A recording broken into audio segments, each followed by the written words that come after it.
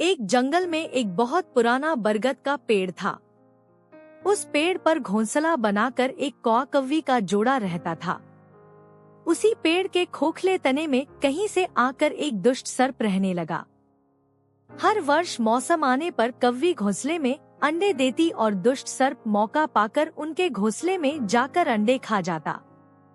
एक बार जब कौआ व कौवी जल्दी भोजन पाकर शीघ्र ही लौट आए तो उन्होंने उस दुष्ट सर्प को अपने घोंसले में रखे अंडों पर झपटते देखा।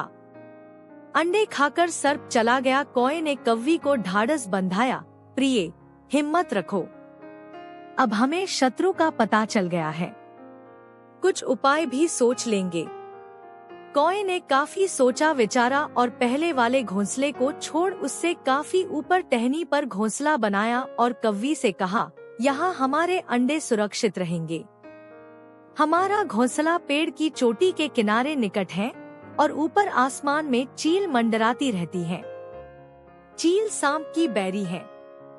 दुष्ट सर्प यहाँ तक आने का साहस नहीं कर पाएगा। कौवे की बात मानकर कौवी ने नए घोंसले में अंडे दिए, जिसमें अंडे सुरक्षित रहे और उनमें से बच्चे भी निकल आए। उधर सर्प उनका घोंसला खाली देखकर यह समझा कि उसके डर से कौआ कौवी शायद वहां से चले गए हैं, पर दुष्ट सर्प टोह लेता रहता था। उसने देखा कि कौआ कौवी उसी पेड़ से उड़ते हैं और लौटते भी वही हैं। उसे यह समझते देर नहीं लगी कि उन्होंने नया घोंसला उसी पेड़ पर ऊपर बना रखा है। एक दिन सर्प खोह से निकला और उसने कौआ का नया घोंसला खोज लिया। घोंसले में कौआ दंपति के 3 नवजात शिशु थे। दुष्ट सर्प उन्हें एक एक करके घपाघप निगल गया और अपने खोह में लौटकर डकारे लेने लगा। कौआ व कौवी लौटे तो घोंसला खाली पाकर सन्न रह गए। घोंसले में हुई टूट फूट व नन्हे कौओं के कोमल पंख बिखरे देखकर वह सारा माजरा समझ गए। कौवी की छाती तो दुख से फटने लगी। कौवी बिलक उठी, तो क्या हर वर्ष मेरे बच्चे सांप का भोजन बनते रहेंगे? कौआ बोला, नहीं। यह माना कि हमारे सामने विकट समस्या है, पर यहाँ से भागना ही उसका हल नहीं है। विपत्ति के समय ही मित्र काम आते हैं। हमें लोमड़ी मित्र से सलाह लेनी चाहिए। दोनों तुरंत ही लोमड़ी के पास गए। लोमड़ी ने अपने मित्रों की दुख भरी कहानी सुनी। उसने कौआ तथा कौवी के आंसू पोंछे। लोमड़ी ने काफी सोचने के बाद कहा, मित्रों, तुम्हें वह पेड़ छोड़कर जाने की जरूरत नहीं है। मेरे दिमाग में एक तरकीब है जिससे उस दुष्ट सर्प से छुटकारा पाया जा सकता है। लोमड़ी ने अपने चतुर दिमाग में आई तरकीब बताई। लोमड़ी की तरकीब सुनकर कौआ कौवी खुशी से उछल पड़े।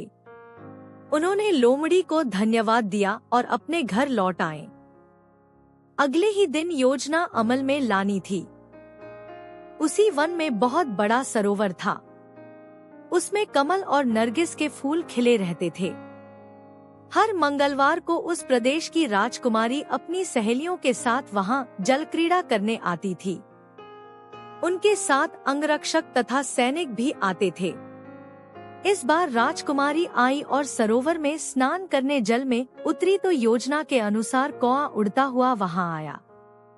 उसने सरोवर तट पर राजकुमारी तथा उसकी सहेलियों द्वारा उतार कर रखे गए कपड़ों व आभूषणों पर नजर डाली। कपड़े के ऊपर राजकुमारी का प्रिय हीरे व मोतियों का विलक्षण हार रखा था। कौवी ने राजकुमारी तथा सहेलियों का ध्यान अपनी ओर आकर्षित करने के लिए काम्व काम्व का शोर मचाया। जब सबकी नजर उसकी ओर घूमी तो कौआ राजकुमारी का हार चोंच में दबाकर ऊपर उड़ गया। सभी सहेलियां चीखी, देखो देखो, वह राजकुमारी का हार उठाकर ले जा रहा है। सैनिकों ने ऊपर देखा तो सचमुच एक कौआ हार लेकर धीरे धीरे उड़ता जा रहा था। सैनिक उसी दिशा में दौड़ने लगे। कौआ सैनिकों को अपने पीछे लगाकर धीरे धीरे उड़ता हुआ उसी पेड़ की ओर ले आया।